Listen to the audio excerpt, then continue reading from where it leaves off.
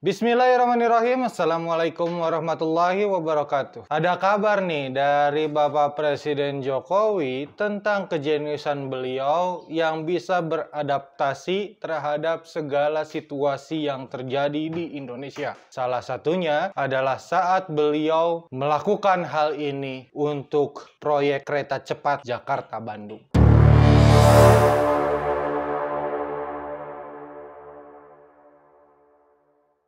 Bersama saya Yusuf, ketemu lagi di channel Saiful Zam.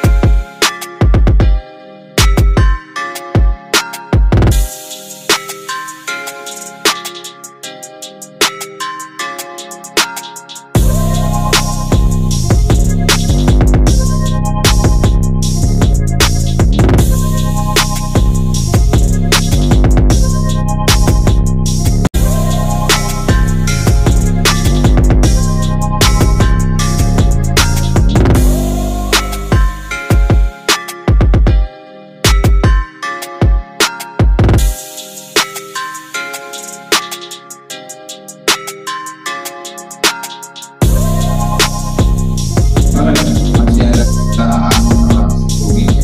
Jadi dia maunya dari APBN, tapi sudah jelaskan kalau dari APBN itu untuk menjadi pajak. Jadi KPPI-nya dan PI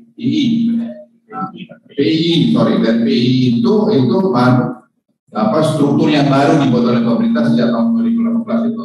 Ya, jadi itu aja masalah itu. Jadi ya oke. Tapi kalau dia mau nanti harus APBN, ya dia akan mengalami panjang kita dengarkan.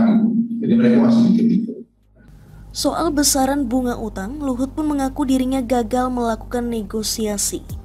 Pemerintah negeri tirai bambu itu masih bersikukuh bunga yang harus dibayarkan yakni sebesar 3,4% per tahun. Namun Luhut memastikan akan kembali melakukan negosiasi penetapan bunga pinjaman dari China agar tidak memberatkan keuangan negara. Diketahui pembangunan proyek kereta cepat Jakarta-Bandung mengalami pembengkakan biaya sebesar 18 triliun rupiah. Jumlah itu sangat jauh dari perhitungan awal, bahkan sudah jauh melampaui investasi yang ditawarkan sebelumnya oleh Jepang.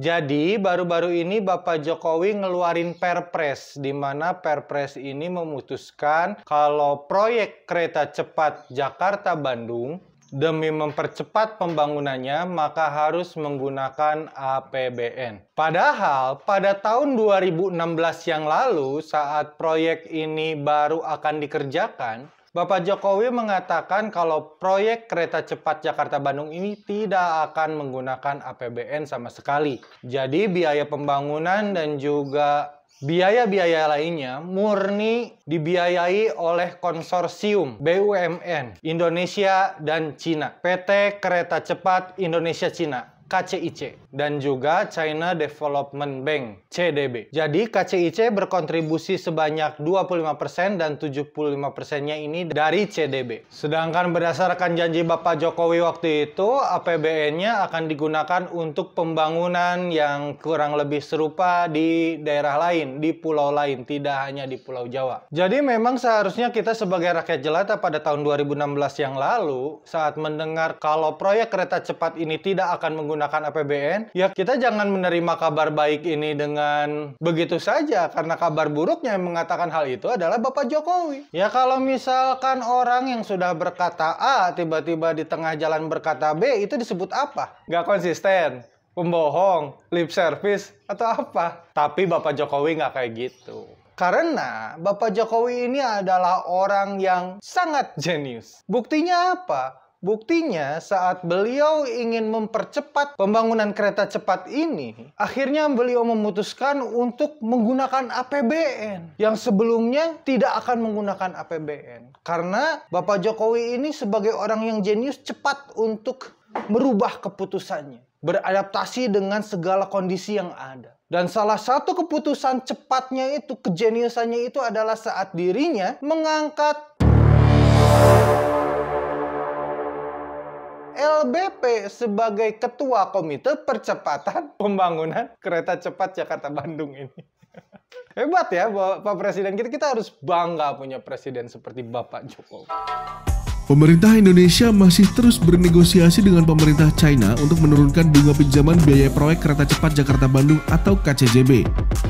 Kedua negara telah menyepakati besaran dana pinjaman untuk cost of run KCJB sebesar 560 juta US dollar atau 8,3 triliun rupiah.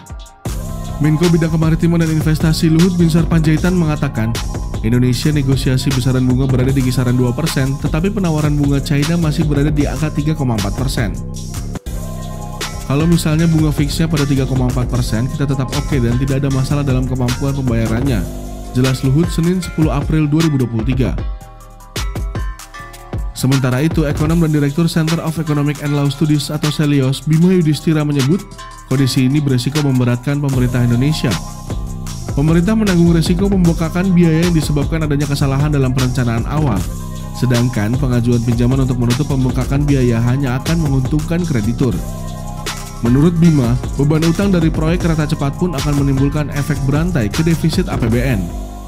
Pengaruh ke operasional kereta cepat juga menjadi semakin dilematis. Demi mempercepat pelunasan utang, harga tiket mau tidak mau harus dinaikkan. Sementara jika harga tiket naik, maka jumlah penumpang berpotensi di bawah proyeksi ideal. Situasi ini justru memperberat subsidi negara ke kereta cepat, padahal subsidi juga ditujukan untuk golongan tidak mampu. Sedangkan calon penumpang kereta cepat golongan mampu, tuturnya. Bima menilai kurang fair jika utang sepenuhnya dibebankan ke BUMN dan pemerintah Indonesia. Menurutnya, solusi pembengkakan biaya proyek kereta cepat adalah dengan skema burden sharing atau berbagi beban antara kreditur dan pemerintah.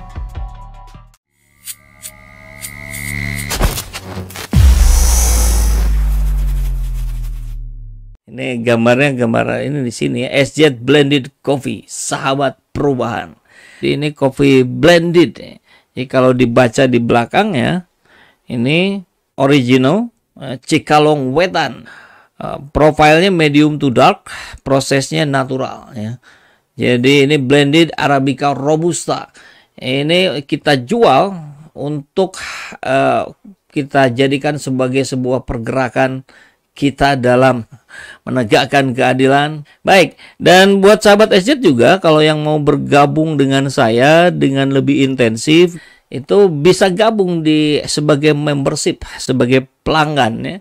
Jadi nanti akan ada video-video khusus, akan ada diskusi-diskusi khusus, bahkan pertemuan-pertemuan khusus saya dengan sahabat SZ yang sudah menjadi member di channel ini. Caranya gimana? Ya kalau di handphone suka ada tombol gabung atau join. Nah, klik aja itu ya, kemudian ikuti petunjuk berikutnya. Begitu ya.